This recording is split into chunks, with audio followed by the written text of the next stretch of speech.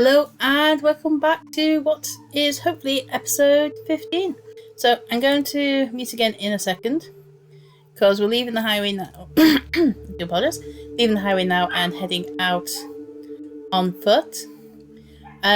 This is the point where I think if I'm going to die, this is where it's likely to happen. Dealing with 2B lag and bridging across end voids. So anyway, yep. Hopefully we won't find ourselves back at spawn soon. Right, I'm going quiet. Speak to you all soon. So, as you can tell from the footage, I have sped up the video because it is slow. It is slow going, travelling in the end. You can't travel as fast, you've got to be more aware because there is occasional holes, try to bridge across gaps. And with the server lag, speed bridging isn't really an option, even if I knew how to speed bridge, which I don't. I've been on a few servers before now where it's not martyrdom if I died and I've tried to go as fast as possible and the game glitches and so you take the step back but the block doesn't place. There goes my voice. So I've made a decision at this point that this series will now end one of two ways. It'll end when I either get an elytra or if I die. So if I die from this point on, that's it, series is over.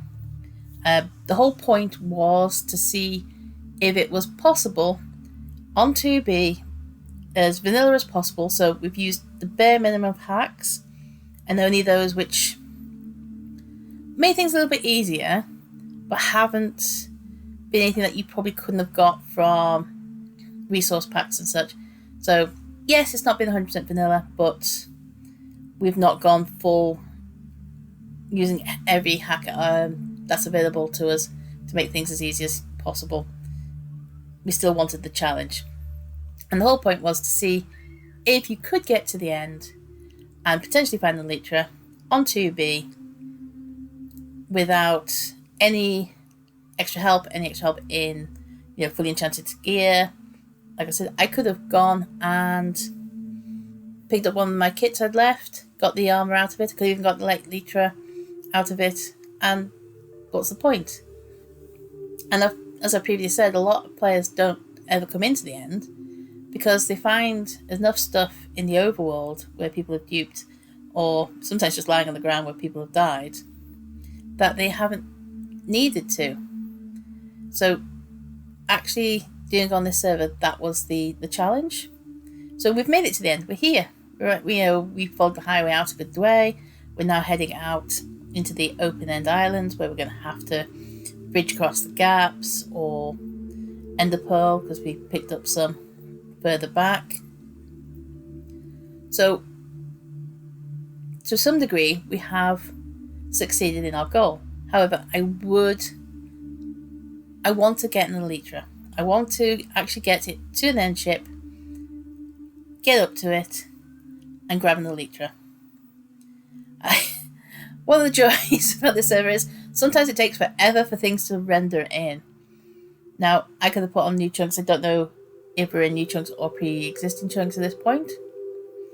Based on how close we are to the axis, we probably are in all the chunks.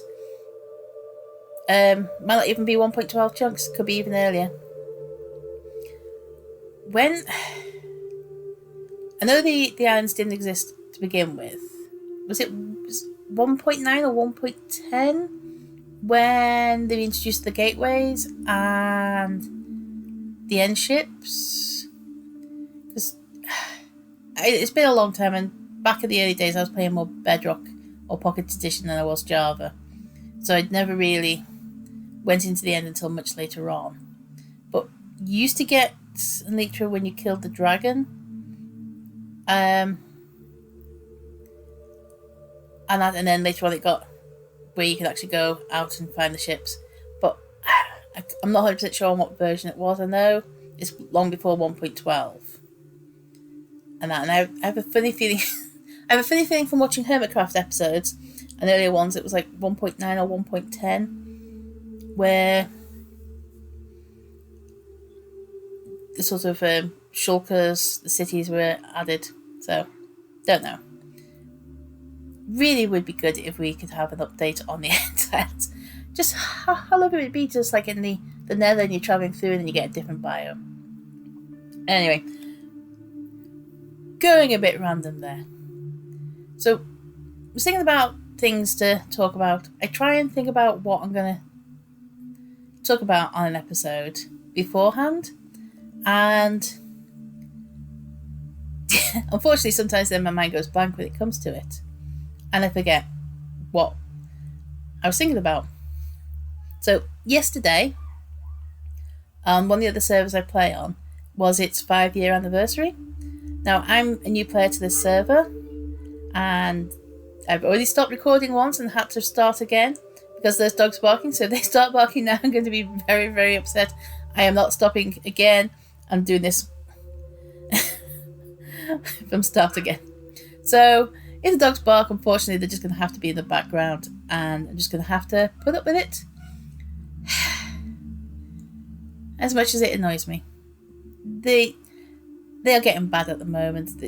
We can go through weeks without hardly a peep out of them, and then all of a sudden we'll have like weeks of them just one dog being annoying. Sorry. I do like dogs. I'm more of a dog person than I am a cat person. I do like cats as well. We've had cats and pets in us growing up, but I do prefer dogs over cats, but I'd be quite happy to have either again. Randomly, just went completely off where this conversation was going. So another server I play on had its 5-year anniversary yesterday. So for about 6 weeks beforehand, people were told where it was going to be, and we were invited to come and build there. And then the actual event was yesterday, and I had so much fun. It really was. It was very enjoyable. Getting to see the other builds that people have made. Now, the saying, comparison is the stealer of joy. So, if you compare your work to somebody else, especially if somebody is much better than you, that you can find yourself feeling deflated that, because, look at what they've done compared to what I've done. And you feel like, I'm never going to be that good. And it's very easy to get into that mindset. So whenever I'm in a situation like that, where I'm at a build, where I'm building my own stuff, and I'm seeing what everybody else is building, and their stuff compared to mine is absolutely amazing, I don't look at it and go, oh God, I'll never be that good. I look for something in their build, just something small. Something, maybe the way they've done something, maybe the way they've used particular blocks, which I may never have thought of putting together, or the way they've used things to make a particular shape, the way they've textured, the way they've landscaped, anything, just something small. And I'll look at it and I'll study it and I'll look at it. And I will try and learn what they've done. So I've took something from their build and gone, I never thought about doing things that way. That's a really good idea. And that's what I do. So it doesn't discourage me from trying, because I'm taking their builds as a learning opportunity, a way to learn to be better. And that's something I really want to be able to do. I really would love to become a good builder. Another server, we're doing some waypoints and milestones, and I've done these signs in the air, welcome to such and such, out of gold blocks. And it sounds tough, but I'm really, really proud of them, because it's the first time I love the server. It's the first time I've actually thought, right, this is something I've got to plan out. Any of you who've watched my building by the end, I don't plan. I just literally throw things up and make it up as I go. But doing those signposts was the first time I've actually had to think about it and thought, right, just building them is not going to work if I'm going to be constantly taking it down, putting it up, taking it down. Better off going into a creative world and figuring it out and working out the size. So having to figure out how big letters. So a lot of the numbers are 14 blocks high and 5 blocks wide. Working out how to do a 2. It sounds a daft thing to say, but initially when I was doing them, my 2s were just looking like upside down 5s. And it would work, but it just wasn't right. Because I was doing the thickness I wanted to do them at as well. So it wasn't like a single line thickness. I ended up going online, going to the 2B shop where you pay for priority queue, and looking how they'd done the logo 2B, 2T, and how they'd done the 2. And then going back and then trying to recreate it. It was a daft thing to admit to. But yeah, and then by doing that, it was in much better shape. And because I'd spent time working it out, figuring it out, it worked. And then, of course, the sheer size of it.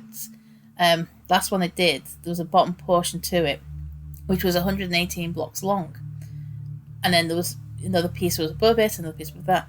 So if I hadn't planned it out, it would have been off-center. So having to realise that if I want this to be centre, I need to know how long it is and where everything's going to fit in it. Yeah, I did make a slight mistake where I forgot to leave a extra gap because of using apostrophes, but for when we come to light it up. But I found a way around it. It's all a learning curve. And the people that I was working with on that site, they're very encouraging. They praise things that were good, but areas where I made the mistake, like the centering, they pointed out and says, "Oh, that's not quite centre. Have you got any idea of how to, what you want to do about it, sort of thing?" And now, if it was just me, I probably would have gone, it'll be fine. But I looked at it and I thought, it from their point of view, it was a case of, I can't just leave that because it doesn't look right, and they've put all this work. So now I need to problem solve. And I'm so glad I did, because I came up with another... all I did was, because I forgot to put the... I think, I don't want to give too much information away. I needed to put something to say which axis things were on. And so it was pushing everything off centre because I forgot to add it. So I ended up putting a heart above it, and it worked, and it just looked really nice. So having that honest, constructive criticism is so helpful. So one of the gentlemen who's a part of the group, we were actually talking in VC yesterday. He's heard my voice many times. I've never heard him speak. It's like, oh, that's what you sound like. So he says he has my videos on in the background because he likes hearing the sound of my voice.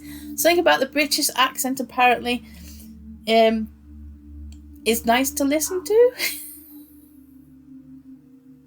Oh dear. So if you're watching this, please continue to help me be better when it comes to building. Well, at least it's howling rather than barking, because I suppose it's an improvement. Because I really appreciate when somebody looks at things and points out, okay, so well, that's not quite, it's out a bit, or the portions aren't quite right. And if I'm happy with it and say, no, I'm happy with the way it is, that's fine. But sometimes I don't see what other people see. And I've always said with any of my builds, I really would appreciate constructive criticism. The same with the videos. One of my biggest issues I'm finding with myself when making these videos is sometimes I get a little bit too engaged in what I'm doing, and I can talk a bit too fast. And sometimes, therefore, my words get a little bit blurred. So it's something I need to work on, my enunciation, making sure I speak clearly. Now, I've been rambling now for about 15 minutes, and only just now thinking, how clear have I spoken? How clear is my speech? Because I'll watch my videos back, and sometimes I'll be like, Okay, I know I was saying this, but that sounded like I said something completely different. And it does bug me a little that happens. But again, that's something, the fact that I'm spotting it is something I can work on, which in time will help me to improve. The same with when I'm making videos. And I'll look back at maybe how I've edited something and I'll be like, I'm not happy with that. And learning new ways of doing things and helping me to improve. One day we'll have maybe a room at the front I can use so we don't get as many interruptions from the neighbours at the back. Oh. So, yeah, anybody who watches these who wants to, has anything to add, I'm talking constructive criticism. If somebody wants to just say, I don't know why you're doing these because your videos are rubbish and you shouldn't bother trying, then I'm just going to go, okay, good for you, and carry on doing what I'm doing. Because that's not constructive, that's not helpful, and that's their opinion. If you don't like my videos, don't watch them. Nobody's making you watch them. It's entirely up to you. If you find them interesting or entertaining, for me, that's wonderful. That is an amazing feeling to know that people are watching my videos and getting some enjoyment out of them. Even if the enjoyment is laughing at my expense, and if you've watched any of these, you'll be well aware that I regularly laugh at my own expense because it's a game. I play it for fun. I don't take it that seriously. So, if I was to... Yeah, this annoyed me. This was so annoying. I was like, no, people have been here. Not just people. P.R. Thomas has been here. Oh, it was so frustrating. When I was sort of hoping it was at a point where no other place had been. There was no sign of anybody else had bridged anything. And then come across that, it was just my heart sank. And we got off topic slightly there. I do apologise. Yeah, so if you ever watched these, any of my videos, or you'll see when things go wrong, I just tend to laugh at myself. If I was to walk off an end island right now, well, I'd be a little bit salty that the series has come to an end and it ended in such a stupid manner. That's what I mean about me being more careful about what I say. Be my own fault. I would laugh. I would laugh long and I'd laugh hard because I got a lot of enjoyment out of making these. I have enjoyed doing them, but they are fun. This is a hobby. This is something I do for fun. This isn't my livelihood. So at least we've gone from barking dogs to chainsaw. Oh dear. Well, I do apologise for the background noise, but hey, it is what it is. There's not much I can do about it. It's a Sunday. It's Sunday morning. People are getting up and starting a bit of DIY. I'm sure before long we'll hear kids out playing.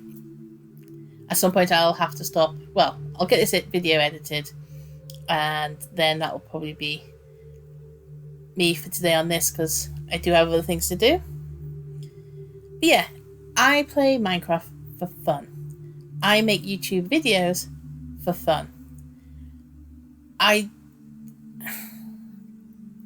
couldn't think of anything worse than being in a position and being the next Mr. Beast. That to me is the stuff of nightmares. Now, I'm not saying get to a point where, if my videos were to go viral one day, I doubt it very much, the opportunity to do it full time wouldn't be appealing. I don't know if I'd enjoy doing it as much. The whole thing I'll enjoy about this is there's no how to put it, there's no obligation. That's the word I'm looking for. There's no obligation. If I decided one day I didn't want to do this anymore, I didn't want to make videos anymore, that'd be fine. I could just stop. You know, I'm not under any obligation to do so. I don't feel under any pressure to do so. And because I don't feel under any pressure to make videos, I enjoy making them. If this was my job, still hate you, PR Thomas, would I enjoy it the same?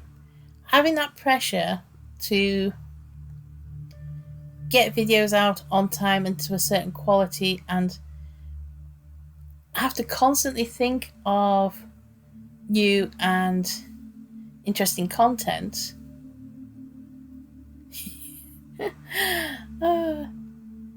would that rob the joy of doing these? Now, in time, maybe I might think differently, but at this point, that's how I feel. I do this for fun. One of the things I enjoy most, not just so much the YouTube, but the actual Minecraft playing, the most fun I have is when I'm doing stuff with other people. So, like with the 5-year world. Sorry, not 5-year world. 5-year build. On a regular basis, there was 2 or 3 of us all at the same place. You know, we'd be chatting in the chat. I don't know why we never bothered the VC. I know I never really felt comfortable going on a voice call, even though I do this. So, you know, I don't have a problem with talking. I just feel a bit uneasy actually having a conversation with somebody, talking to them. So that's the thing I need to get over.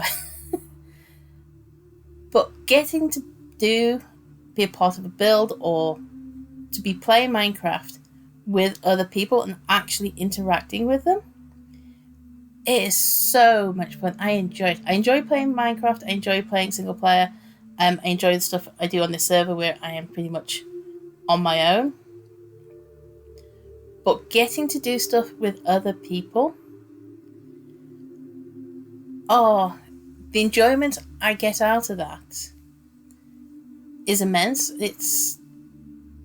I don't know if I'm explaining this very well, but it's so much more fun. And occasionally being a little bit chaotic and being a little bit silly. You know, when we started the 5-year celebrations, you know, the admin was there and everything, and the first thing I said was, right, where do I spawn the wither? Because it's an anarchy server. Is it a celebration without a wither? I ask you. You know, and people were writing things in chat, you know, eye roll and facepalm and stuff. But it's just those fun little interactions that I enjoy so much. Going into Discord and having conversations with other players about what we're doing and everything. It brings me so much enjoyment, and it makes this game just that little bit more fun for me. So yes, I do this for fun. This is a hobby. This isn't my life. I may go into a bigger conversation on a future video on this, but this one's coming to an end in a moment. So yeah, whatever you do in life, you've got to have fun. You've got to enjoy what you're doing. And if you're not enjoying it, then you need to find something else to do, because you've got to have some fun. You've got to have some enjoyment. And you've got to enjoy what you're doing. So this video is about to come to an end. I am slowly watching the bar at the bottom coming to the final bit. So I'm trying to keep talking to get close to the end as possible, so we don't have like a few seconds of me aimlessly running around footage, not getting anywhere.